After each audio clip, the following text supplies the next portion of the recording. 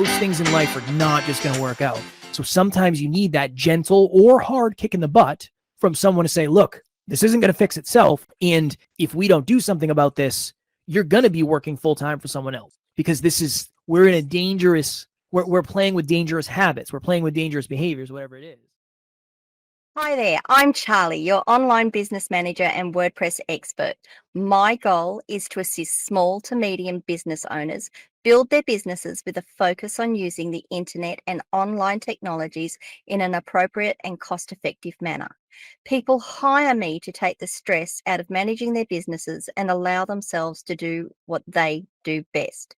Today, I am joined again by the wonderful Kevin Palmieri from Next Level Nation and the Next Level University podcast, which I listen to every day religiously. Doesn't matter what time of the day it is. It's like I haven't listened to them. I've got to go listen to them. And I'm so excited to have you back here, Kevin. Thank you so much. You.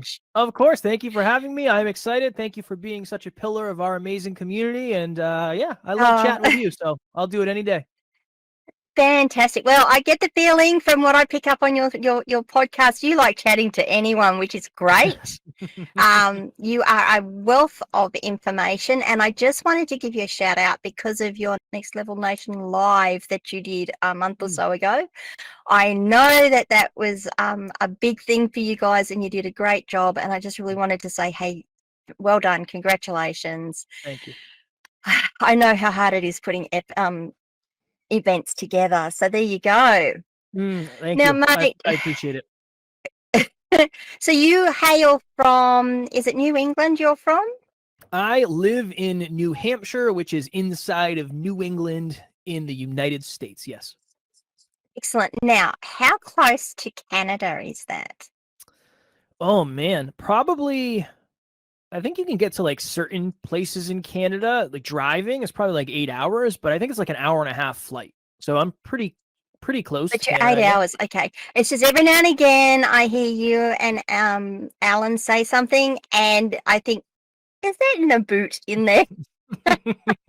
we might. So sometimes I throw that in because we have many team members who live in Canada.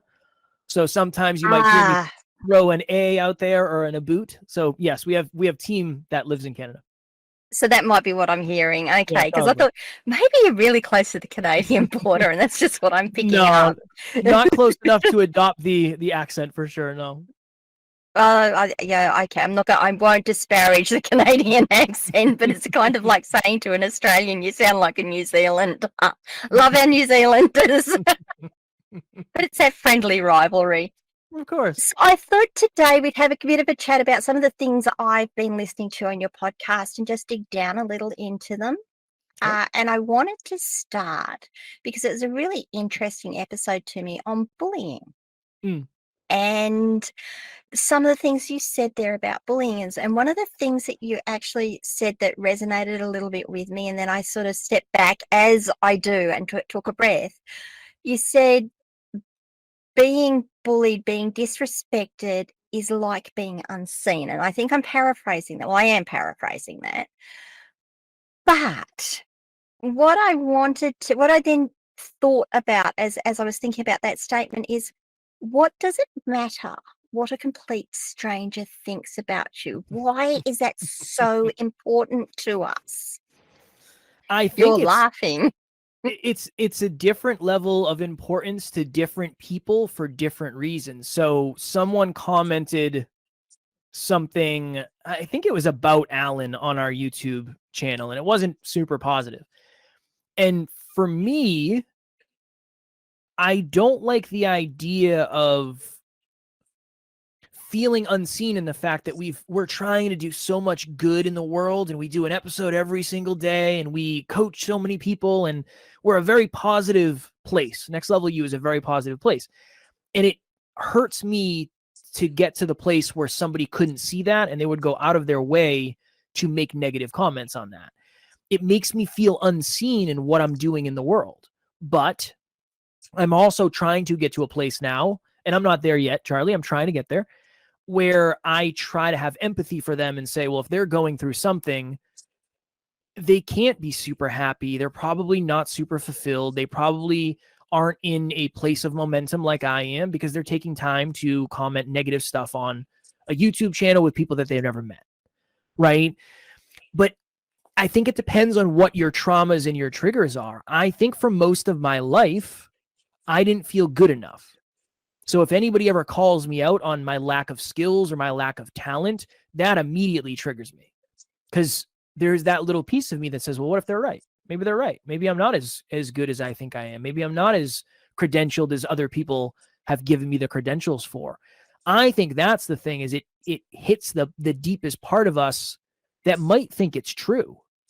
And that's been something for me for sure. I'm blessed because I really wasn't bullied a ton growing up. Alan was bullied a lot more than I was, but that's why we have different responses to it. Alan's response is go get better. My response is usually, unfortunately, feel bad for myself for a short period of time and then parse through what all of that means. So the simplest version, I think, is it really depends on the person. Some people, maybe there's some people out there that just genuinely don't care what people say. Maybe they're at that place. I think a lot of it is the ego that protects us. And I'm just not at a place where my ego does that.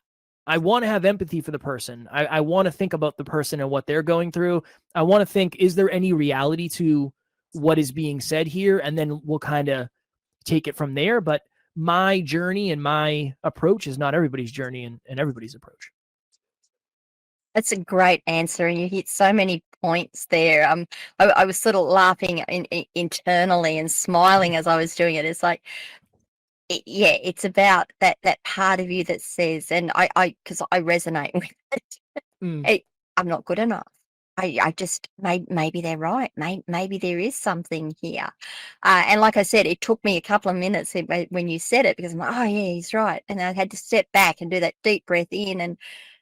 Is it important what a complete stranger thinks? Because ultimately, to me, it's not. I mean, yes, you're right. They've got their own journey they're going through. They've got their own thing they're going through. The fact that they feel that they need to come onto a public forum and lash out at someone who is different to them is really sad. And when you can get to that sort of point of empathy, it's like, okay, well, you can say, look, come help me. Come talk to me. Maybe we can help you out, or maybe, we can have a conversation. And that was the other thing I think you said on that podcast was come and have a conversation with us. Okay. Yeah, we're here. To our faces. we're here. This is the hard part, Charlie. Logically, yes, why should we care what someone else thinks? But if we think about it, well, I want to know the positive things that people think. And isn't it necessary that there are people out there that judge us in a positive light if we're going to be any relative successful podcast? So if you're going to care about how much good you're doing or how much good feedback you're getting, I think you also care how much potentially negative you're getting. So that's the hard thing is you kind of have to care what people think to a degree, because if you didn't, would you create a product or service that people would actually use? Would you have meaningful conversations that people actually care about? Would you make food that people actually want to eat? Or would you just make whatever you want and say, well, I don't care who likes it? Well, you might end up out of business pretty quickly if you're having whatever, mashed potato, mac and cheese burgers or something, so I think there is. No, I was going to say, I'm there. Mashed potato, mac and cheese, I'm there. Yeah, I'm there too. That would be a very successful restaurant in my eyes. But if we're going to unfortunately need the approval in order to succeed, I think it's natural that it also hurts us when we don't get that approval. That is such a great point. And I think, again, it becomes those layers, doesn't it, of, okay, so this is a complete stranger. They've come and made a comment. Now you've actually got to parse that comment through that. Is this an important comment? Is this something that I can take as constructive feedback? I mean, it's criticism, and criticism is always hard to take. But is this something I can take as constructive feedback and work on? Or is this something I just go, this person is not in a great place. This person isn't in the place where they can receive the information that I'm giving or try or accept what it is that I'm doing. And that's a really hard thing for people to do, isn't it? It's very challenging because if you haven't had a lot of experience doing it, it's something new. If you have had a lot of experience doing it, but you've never done it in the most constructive way, you have to completely rebuild that relationship and that habit with it. We got another interesting comment today. It wasn't super positive, but it was very different. I looked at it and I said, whatever, it is what it is. And then I kind of just moved on with my day. Would that have happened if that was the first comment ever? Probably not, right? Probably not.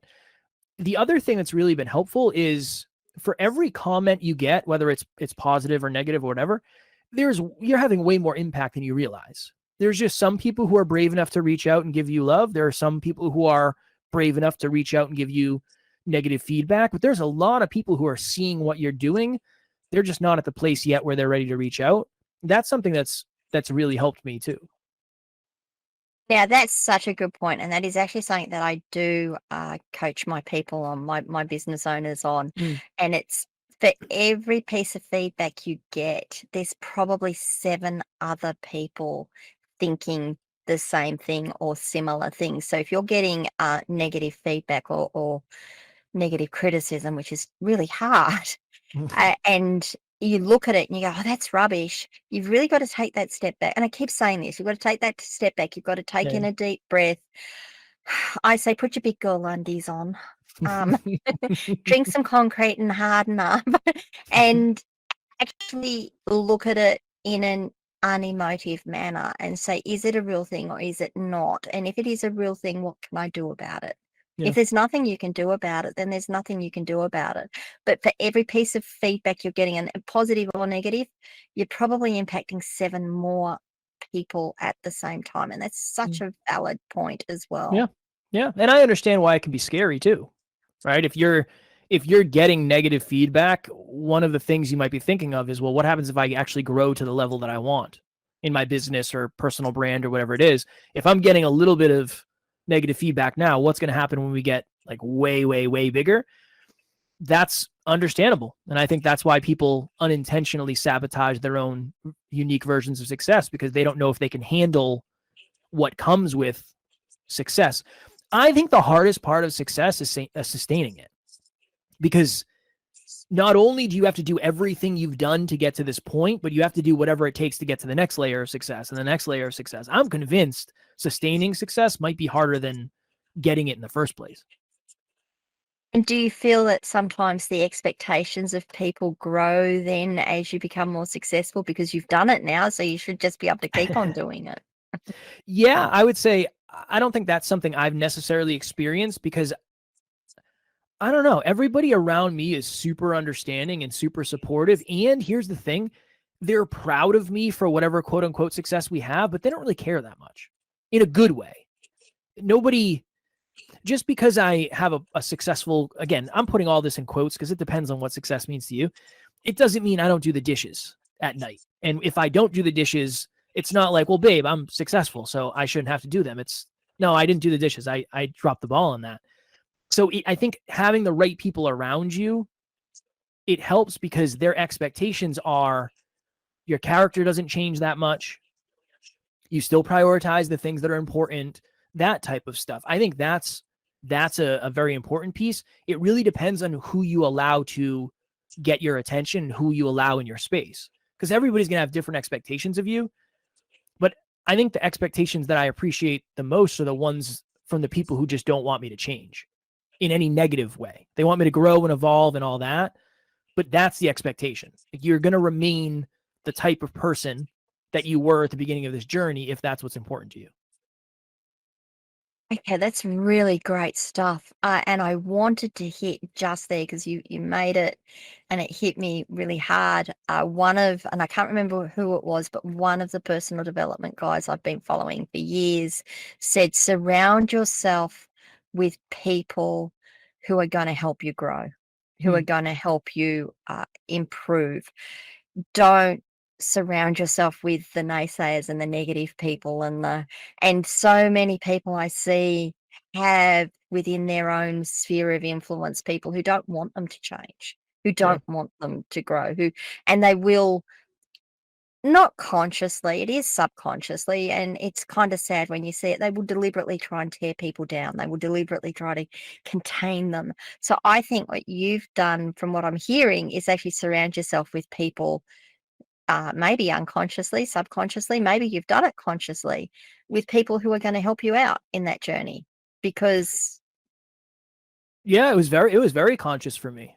It was, I think early on, I realized that I didn't really have a lot going for me in terms of what I felt I could add from a place of value. Like I didn't really know that much about business or self-improvement or any of the things that we were doing at the very beginning of this. My thought was if I surround myself with good people and I am a good person, we'll get along for that. And then we can kind of figure out what I'm good at later. I just don't mesh well with people who have egos. And I don't know, it has never made sense for me to keep a space for someone in my life that tries to tear me down. It just never made any sense to me because that really wasn't my fear. My fear was not being successful, not having love. If your fear is not having love, it makes sense why you might not I don't want to say get rid of, create distance between yourself and people that shouldn't be in your life in the first place. For me, I was thinking that I was never going to be successful. I need as many positive people around me as possible, or I'm definitely not going to get there. So I think it really depends on what side of the spectrum you are. If you're afraid you're never going to have love, you're probably going to surround yourself with people who don't deserve you.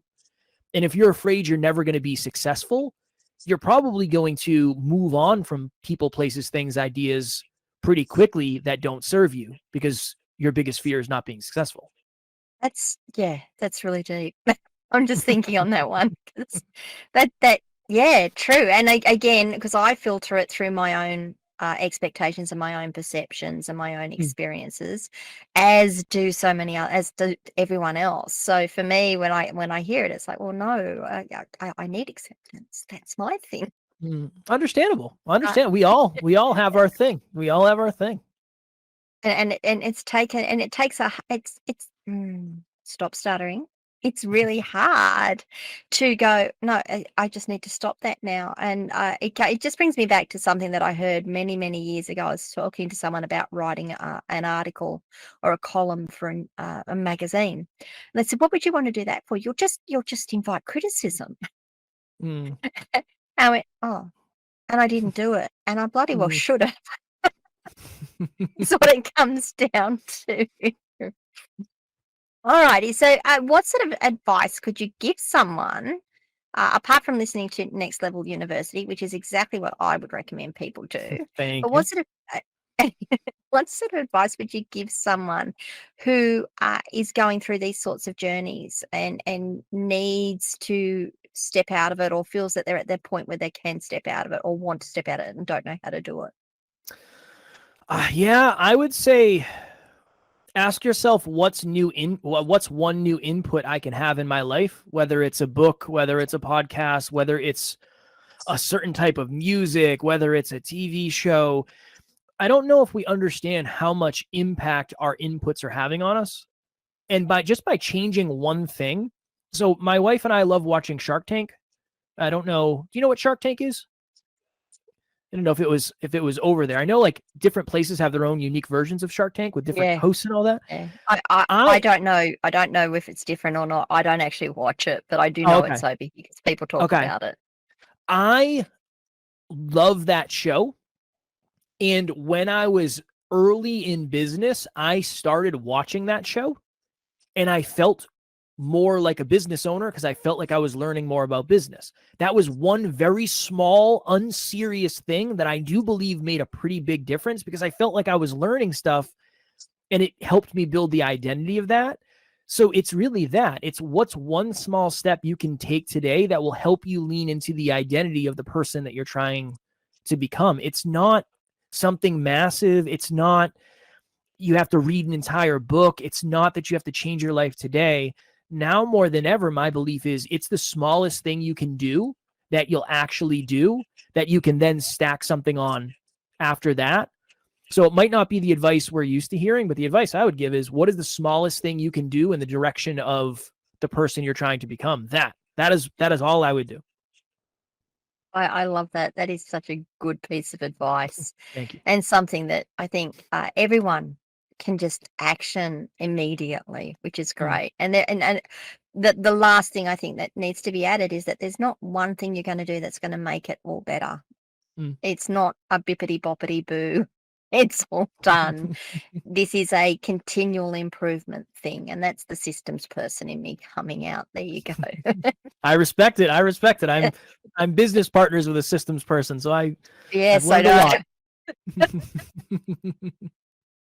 It's interesting listening to the two of you because I resonate with both of you at different times. It's like, oh yeah, yeah. It's I can only imagine what it's like to be on the outside looking into the relationship we have, but I'm very blessed. I'm very blessed.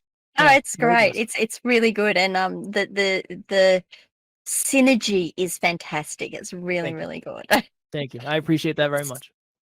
So we were just talking about actually being an entrepreneur or being a business owner, and the one thing that you could do. Let's talk about being an entrepreneur because, again, like I said, I've been consuming your podcast daily now for months. And every now and again, you'll have a podcast and I'll get my notebook and I'll start writing notes down about things that I can talk about or things that I want to talk to you about because you've got so many good things. Thank you. But let's talk about entrepreneurs and business owners. And the thing that you said that really, again, I went, yeah, and it's so true. Not everyone is fit to be is cut out to be a entrepreneur. Some people are just happy being a salaried, an hourly, go to work, come home type person. Some of us love being entrepreneurs. Some of us try it and it just fails dramatically for whatever reason. Let's have a talk about what sort of makes that up and why we would say those sorts of things and why you would say those sorts of things. Yeah, there are some people that shouldn't play basketball. There are some people that shouldn't play football. I wanted to fight professionally for a living when I was younger. There's a lot of people that shouldn't do that. Entrepreneurship is just something that's super easy to get into. And here's the dangerous thing. You don't have to be that good to start. And I'm not saying that's a bad thing from a place of growth and evolution, but the lower the barrier to entry, the higher the failure rate. Podcasting is easier now than ever to start. I'm willing to bet the failure rate is also probably the highest it's ever been due to that. So I think what happens is, and especially now, it looks really cool to be an entrepreneur when you follow people on social media and they're in private jets and they have these nice cars and these nice houses. But the stuff that they're showing on social media is not the way they got the success in the first place. It's the stuff behind the scenes that a lot of us just don't want to do, / it's not in our best interest to do it. I had a client one time, he's actually on the team now, and we were having a conversation. He said, I want to do what you guys are doing. I want to have a podcast and I want to do coaching and I want to do all this stuff. And I said, all right, cool. I said, let's talk about what's important to you. I said, is it important to you for you to be able to get your kids off the bus? And he said, yeah, I want to get my kids off the bus every day. I said, awesome. I said, how important it is for you to be at all of your future children's sporting events, musical stuff, their activities? And he said, oh, that's a non-negotiable. And I said, okay, cool. I said, I got to be real with you, man. I don't think the journey that you think you want to take is actually the journey you want to take, because I think you're going to have to sacrifice most of the stuff that you value. And I think you're going to end up miserable. And shortly thereafter, he ended up pivoting. So here's the point of all of that. Oftentimes, being an entrepreneur means putting your business in front of everything else, in front of your own needs, in front of the needs of the people you care about, opportunities that you want, fun, unique experiences, that you might end up trading things that you don't actually want to trade for a result that you actually don't really want. And that's why I go back to, I think sustaining success is harder than getting it. What if you think you want to be an entrepreneur and then you leave your job and you burn all your bridges, then you end up getting success, and then you realize, oh my goodness, in order to continue this success, I have to do this forever. How am I going to do that? I think it's a real conversation of core values, core beliefs, and core aspirations. If your core value is family over everything, I think in the beginning, it's going to be really, really, really hard to be a successful entrepreneur. That's based on my journey. It would have been very challenging if I had a family at the very beginning of this. So I think it's a conversation about what do you really value as a human and what level of process are you actually going to be willing to do to get a result that you think you want? That is so very true. And I just wanted to hit because you said family and you mentioned that a couple of times. So clearly that's something that's very important. Mm-hmm. um, I, I work with a lot of virtual assistants, and the reason they start their business is so that they can be at home when the kids come home. They can be there for them, and that's fantastic. What a lot don't realize is that to be able to be there when the kids need them, they have to work at really weird hours to Yeah. make up the extra hours. It's not just a 5 hour a week job or a 10 hour a week job that they're getting. They need to put in the yards to do it. They need to put in the extra work. And it's one thing that I always laugh at people who say to me, oh, but you're in business for yourself. You can just take the time off. It's like, no, no, no, I can't. If I take this time off, that's fine. Yes, I can come and give you this time from, and I can come and be with you. But I'm going to have to work tonight and tomorrow night and the next night to make up for everything else that I've missed today. And that's fine. That's a decision, but that's a decision I get to make. And that's why I like being an entrepreneur. That's why I like having my own business. It's my decision as to what I do. It's not someone else's decision. But it's such a valid point in that if you think it's going to be a doddle, sorry, English term, really, really easy. It's not. It's hard work. I call it sweat equity. You put in a lot of sweat. That's what you're putting in to achieve the success in your businesses. Yeah. If we can just move on, then, because the next thing we're told as entrepreneurs and business owners is pay yourself first. Always pay yourself first. And the thing that you said that I really appreciated was I pay myself last, and sometimes I don't even get to pay myself because I pay everything else. Can we have a chat about that and why you took that approach? Because, I agree with it entirely. But why did you take that approach and what made you make that comment? Transparently, it was not my desire to end up in the position we are financially. I wanted to pay myself first, for sure. Alan was on the other end, and I was somebody who, no matter how much money you gave me, I'd find a way to spend it. It was just the way it works. Like, I would just find a way to spend it. I remember Alan and I early in business, when we actually started to make money, I remember going to him and saying, Alan, I'm making we weren't a business yet. We were, but we were both making money in different places and taking home what we were making. And I said, I think I'm making like $9,000 a month. And I'm at the end of the month, I don't have any money left. You're making like $3,000 a month and you're saving like $2,000 a month. How is this happening? And he's just much better with money than I was at the time. And I've learned a lot since then. I don't know. I think a lot of us have been convinced that you can get all of the upside of something without any of the downside. And I don't believe that. Most likely in the beginning of the journey, there's not going to be enough money to pay everything. You have to make sure the business stays in business. And that usually is by paying for the things that keep the business in business, which is your help or your apps or your overhead or your marketing or whatever it may be.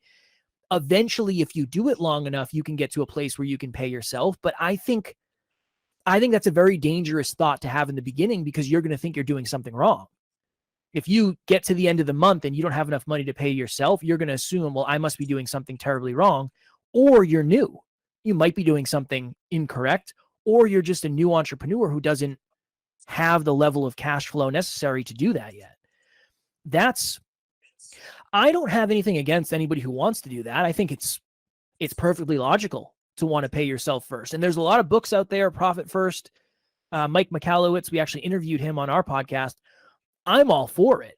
I just think it's really, really, really hard to do it in the beginning. And depending on how you do it, you might also be limiting your business's growth, because theoretically, the more money you put into the business, the more you're going to get back.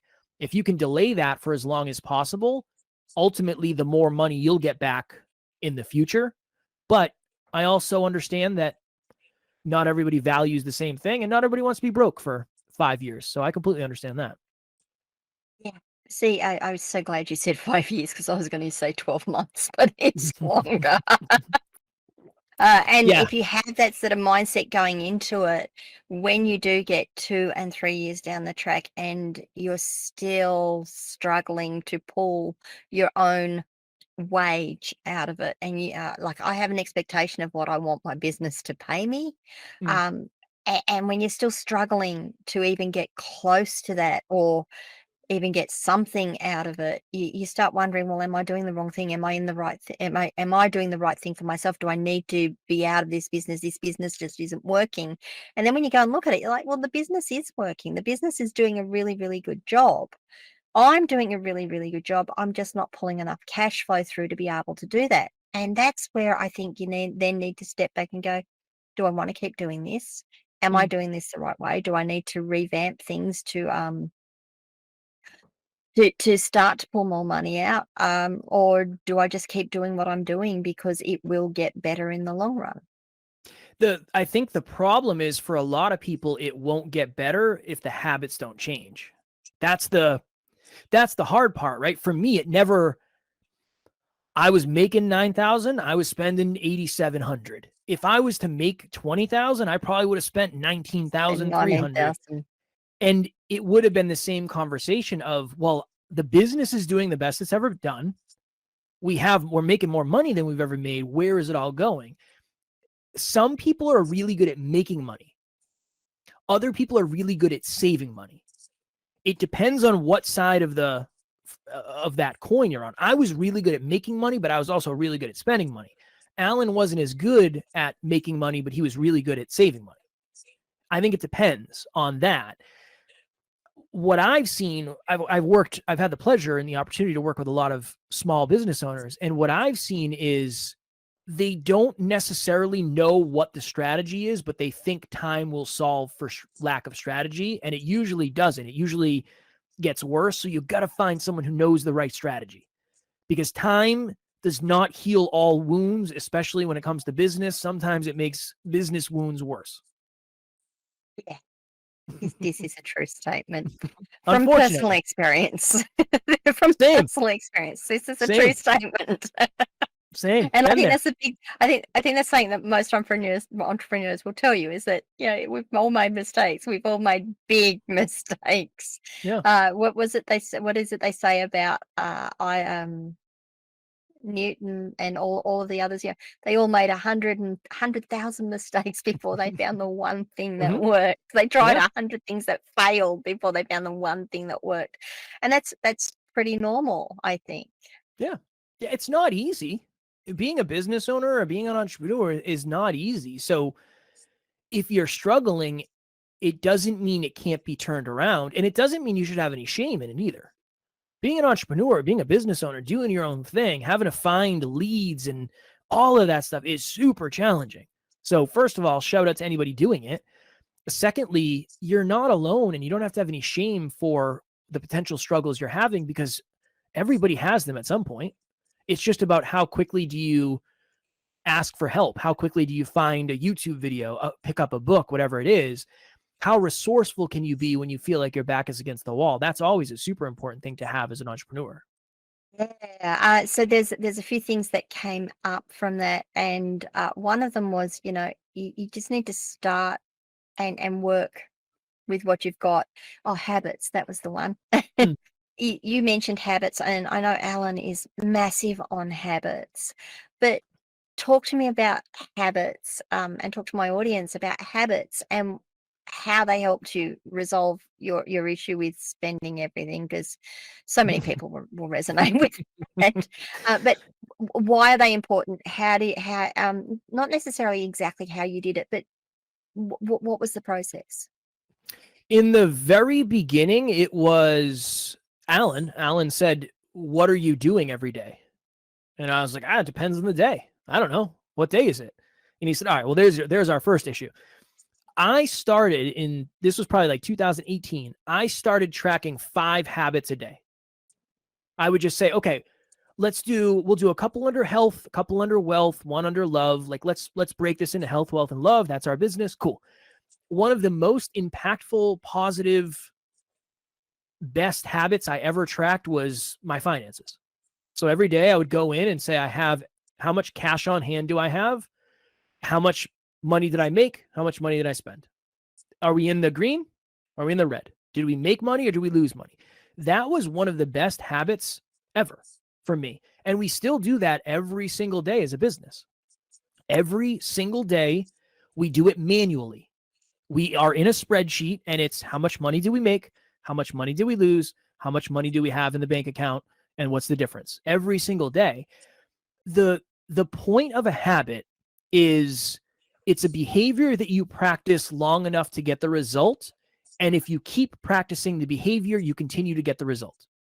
One of the challenging things about being a business owner is if you don't practice the result long enough, you never get the result. If you don't practice the habit long enough, you never get the result. And then it becomes this wonky thing where you don't know what to do anymore. When I start working with someone, one of the first things I ask is, are you posting on social media? Because a lot of the businesses I work with, it's super important for them to do that. And they say, no, we did it for like a month, but nothing ever happened. There's your first problem. You didn't do it for long enough. But now they have a negative relationship with posting on social media. Now they don't want to do it because it's a waste of time. When if that was a habit for the last 3 years, you would have started to see something and it would just become what you do every day. That's something I do. So habits are the things that we know we should be doing for the betterment of what we eventually want.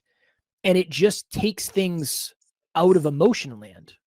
Whether or not you feel good, track your bank account. Whether or not you feel good, you send a message to a prospect. If you can get that running, excuse me, I won't say you never, but you're less likely to get to a place of scarcity. If you prospect every day and you send a message every day, you're sending 365 messages a year. Theoretically, you should never get to the place where you say, I don't have any clients, because you're already doing the groundwork to get there. But if somebody comes to you or to me, Charlie, and they say, I'm not getting any clients, what do I do? You need to start prospecting, and then you need to give it 6 months because you're behind the curve because you haven't been doing the habits that you need to be doing. So that's my perspective of habits in a nutshell. Awesome. Now, I also know that you guys have a tracker on your website. Yes, we have a habit tracker that you can download. We actually have an app. It's called Optimal. It's very early beta stages right now, so it's not foolproof. It's not the shiny version that it will end up being, but it's a really good, simple place to start tracking habits. Yeah. Awesome. And you found that was the thing that really helped you. Yeah, I was all over the place. I was chasing shiny objects all the time. Practicing the same habits just allows you to lock in and do the right things. Now, you don't always know what the right things are, and that's okay. You try different stuff, give it long enough, try to take clues from what other people are doing, measure the success that you're getting, measure the results that you're getting. But yeah, that has been instrumental in my success, because just because you get the result, it doesn't mean you can stop what got you the result in the first place. That's one of the things that I think a lot of us are guilty of. Imagine you get your dream relationship because in the beginning you were getting flowers and you were having deep conversations and you were doing all these things and the relationship's awesome. And then you catch yourself 5, 6, 7, 8, 9, 10 years later and you're not doing any of those things. I'm willing to bet that relationship is not going to succeed because the habits that built the relationship are not there to sustain the relationship. That's the way I think of it. Yeah. So there was that was the other thing that I picked as you went through, and I was sort of processing everything else. It just leaves my head and then it comes back in. I understand. You mentioned the 3 pillars: the health, wealth, love. Now you were trying to fix your spending habits and your wealth habits. why pick the other two on top of it? Why not just focus on the one? Because I have been in very, very, very, very good shape, but my mental health was garbage, and it just didn't feel like a fulfilling life.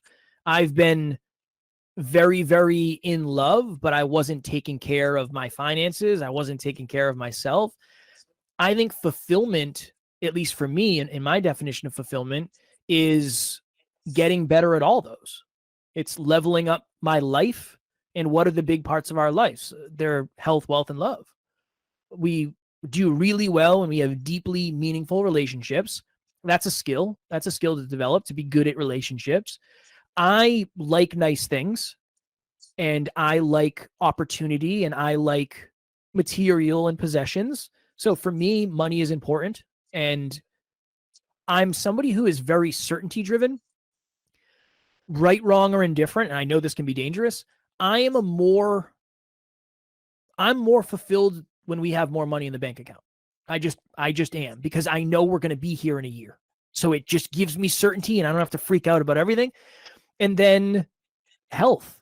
Without health, you're not going to be able to do anything. You are given one body, you're given one vessel, and it's our job to keep that thing alive for as long as humanly possible. So if you lose that, you lose everything else, right? It's what you have. It's the vessel that you are going through life in. So without health, nothing else really matters. And I think it's important, though, Charly, for everybody to figure out what matters most to them. There are some people who would rather make less money and spend more time with family. Awesome. There are some people who might not value family as much, and they want to get out and adventure, and they want to hike, and they want to work on their bodies. Awesome. Just figuring out what the order of that is, I think is super important, because without that awareness, it's going to be really hard to understand what actually fulfills you. I want them all, though. I want them all. It's harder for sure to get all three, because you're working on three pieces of life at the same time, but that's what fulfills me. So that's what I'm going for. Awesome. Now, I always think of it, it's like a triangle, right? And if you take out one corner, it's just going to collapse, or Yes. one side, it's just going to collapse. And it makes a lot of sense to me. In fact, it didn't really gel with me until you guys started talking about the three as one entity, not one entity, but as a cohesive thing. And it's like, oh, yeah, okay, that might be where I was. I'm grateful to know that. That helps. It helps to know. So tell me, what sort of advice would you give to entrepreneurs who did want to start out, who are going through this thing of, oh, but I don't know if I'm going to have enough money to pay myself. How do I survive? How do I put food on the table? How do I support my family as we're going through this? I know that's a hard one. It is. It's I would say, don't leave whatever you're doing until you can. One of the sexiest things in the world is, I left my job and I went full time into being an entrepreneur. Love it. I love that. But it's very dangerous to do that unless you have enough demand. What I would say is, stay at your certainty for as long as humanly possible, while building the uncertainty until the uncertainty becomes certain. That's the number one piece of advice I would give. Because once you're in it, it's make more money, get more sales, and lower expenses. Those are really the only two, and then invest the difference. But if you don't have anything to invest, it's going to be really hard to do it. Don't make any stupid purchases. Assume it's going to take longer than you think, and really, really, really get comfortable with skimping in life. I know it sounds so bland and terrible, but that's the advice. Sounds great to me. That's the advice I needed at the beginning. I had luckily my car was paid off, but I had like a $400 car payment. I was like, oh, that won't be that big of a deal. Like, a couple of years, I'll be making plenty of money to cover that. That shouldn't be that big of a deal. I was in massive credit card debt, and I was like, well, it's not that big of a deal. Like, we'll work out of that pretty quickly. It took way, way, way longer than I expected. You don't expect that interest to hit as hard as it hits, and does it hit. It hits. Learn sales. That really, really, really start with an understanding of what is my relationship with that word? What is my relationship with sales? Ooh, dirty. Okay, let's work on that. Sales is helping. Let's do that. And then find someone you resonate with who teaches sales and try to get better at sales, because that's going to be the way that you make your money. And then you can focus on limiting expenses. But once you're in it, you have to focus on making as much money as humanly possible. I know it sounds overly simplistic, but trust me, I've worked with so many business owners who are like, well, no, I know the plan will pay off in a couple of years. Not if you don't start working on sales now, it won't. So that would be my number one piece of advice. Sales over almost anything else in the beginning. Yep. I agree, and it is a really simple. It's an equation. More in equals more out. More in, less out equals more in your bank account. It's that simple. And for people who are already in this sort of environment, because like I said, I work with a lot of VAs. I work with a lot of very small micro businesses. They've started their business because they want to be able to spend time with their kids. They don't want to go back to full-time work. Maybe find yourself a part-time gig online. Take a few hours a week and work for someone else as a salaried employee, and then in your spare time build the rest of your business. Yes, you're going to be doing long hours. Yes, it's going to suck for a bit. Is it going to suck less than having to go back to full-time work and leave those kids at home? Leave those kids with someone else. I am paying the childcare that goes with it. Is it going to suck less than that? That's your equation. That's what you have to work out. Yeah. It is. It's all an equation. It's all an equation at the end of the day. Yeah. Yeah. And I mean, for someone who gets really emotive about things, and just go with how you feel. When it comes down to it, you've got to be really analytical. You've got to be brutally honest. Yeah. I think it's hard. I work with so many heart-driven, amazing humans, very similar to you. You're a heart-driven, amazing human. And oftentimes I have to say, no, we need some logic. We need to like sit down and say, one of the hardest things to say to someone is, if your behavior does not change, you're not going to be in business in 6 months. I know you don't want to hear that. I don't want to say that. Trust me. I don't want to be the villain. But I think we're living in this manufactured happy land where we think it's going to work out. There's a reason so many businesses go out of business, because it's not just going to work out. Most things in life are not just going to work out. So sometimes you need that gentle or hard kick in the butt from someone to say, look, this isn't going to fix itself. Excuse me. And if we don't do something about this, you're going to be working full time for someone else, because we're in a dangerous, we're playing with dangerous habits. We're playing with dangerous behaviors, whatever it is. It's not fun to be that person, but sometimes you got to be. It's kind of worse than that. It's not just that you're going to be working for someone else. You're going to be working for someone else to pay off debt. Yeah, that's fair. Before you start paying yourself again, before you start putting stuff away for yourself. And is that really where you want to be? Because trust me, I've been there. It's not fun. Yeah. It really isn't fun. And you just, that just sent me right the way back. That was horrible. Don't want to go there. Don't go there again. I don't want to be there. Come back to the present. But it's such a valid point.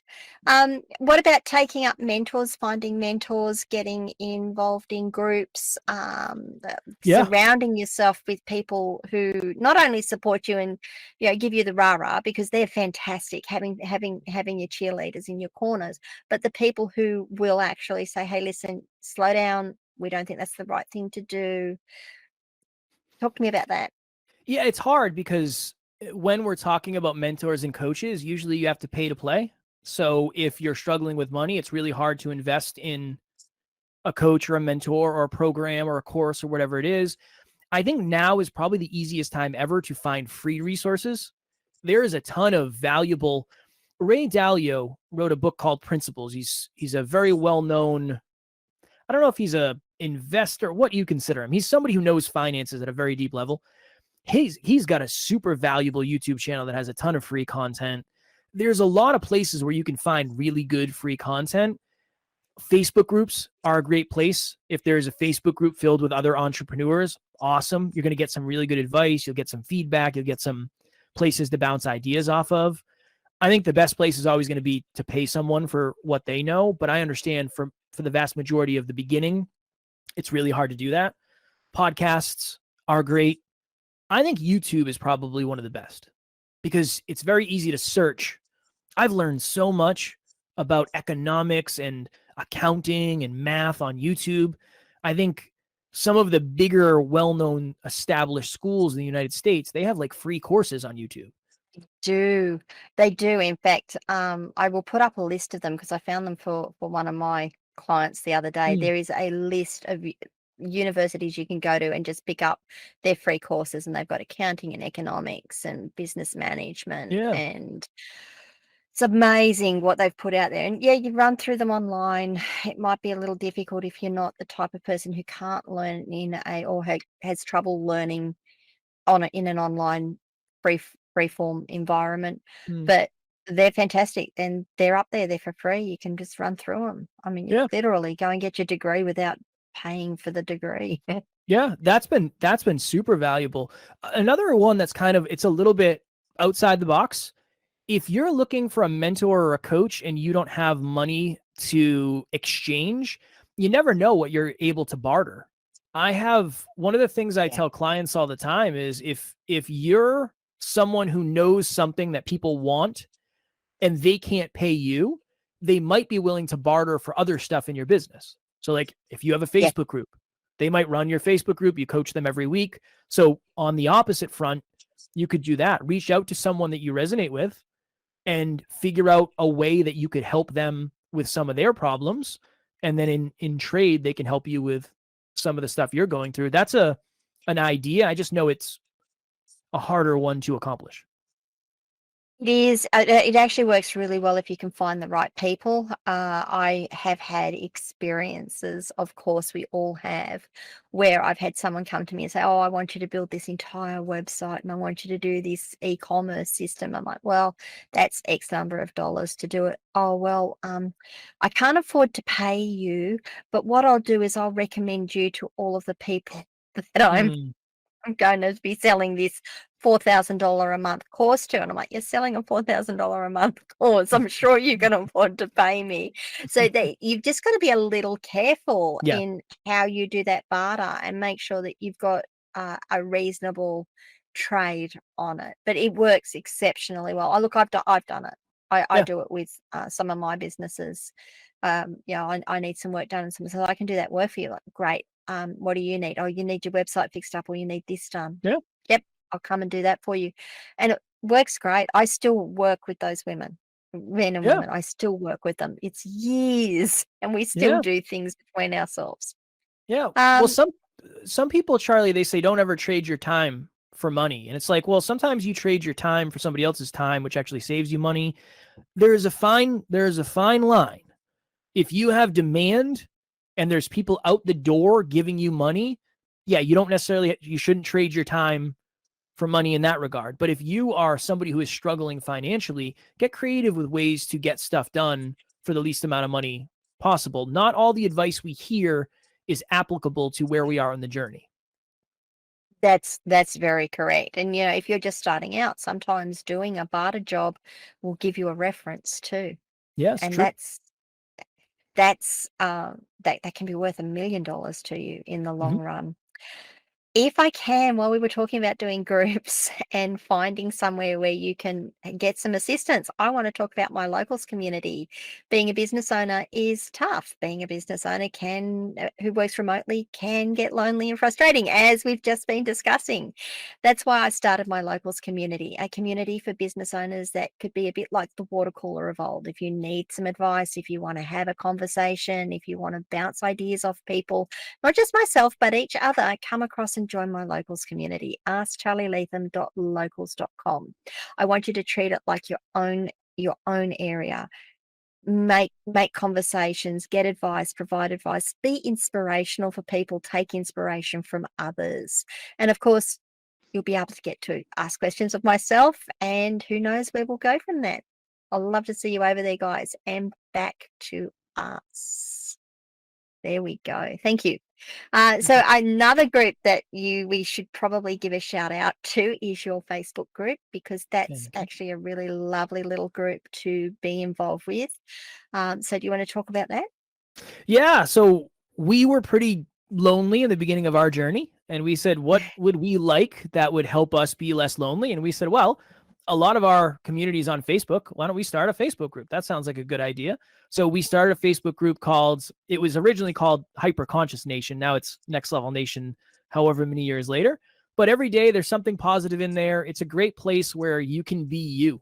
I know it's really hard if you're into growth and into self-improvement. People might think you're weird. I understand. I get that very often.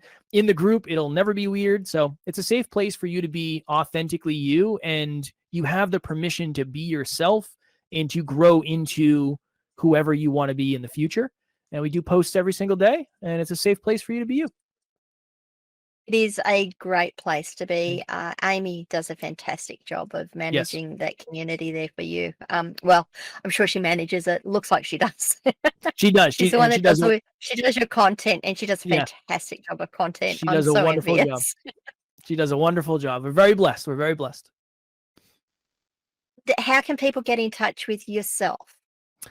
Oh man, probably the best place, because not everybody has the same social media platforms. My email is kevin@nextleveluniverse.com. Questions, comments, anything. I do my own emails, so I'm happy to respond.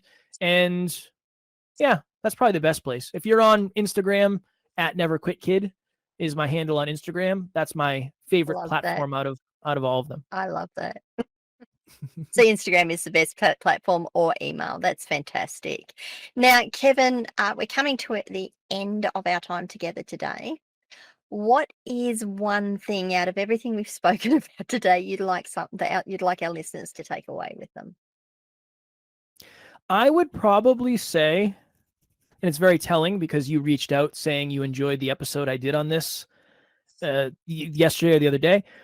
Sales is something that a lot of people have a negative association with, but if you can really rebuild your relationship with it and get good at it, your business is going to grow a ton. There's a lot of things you can do to grow your business, but at the end of the day, you're going to have to know how to sell someone on something. Everything ends up being that. The last line of defense is, can I get this person to say yes to the thing I'm trying to offer them that will ultimately help them? So sales is something that I think is underutilized and overly villainized. So whatever you can do to rebuild your relationship with sales, I think it would be very, very beneficial for all of us.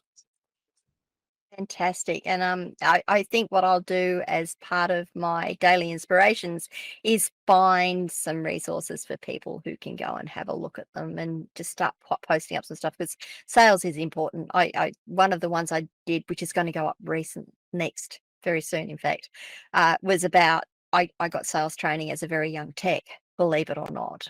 And that was one of the best things they ever did for me, was to teach a little field tech how to sell, not close business, but the principles of selling and why they were important. And that was so many years ago, and here I am today. Look, thank you so much for your time. I really do appreciate it. Guys, if you could remember to, let me see if I can get this right, like this video, subscribe to the channel, ring the notification bell so that you get notifications of when I drop more content. If you can leave reviews wherever you're reading this, watching it, listening to it, that would be fantastic. It does help. And maybe share this video with someone who will benefit from it, because that's probably one of the best things you can do as well. Apart from that, Kevin, thank you so much for being so gracious and coming on again. Of course. Maybe you will come back and join us another time. I would love 100%, that. 100%. You have my information, friend. I do. Thank you so much. And guys, I will see you all next week.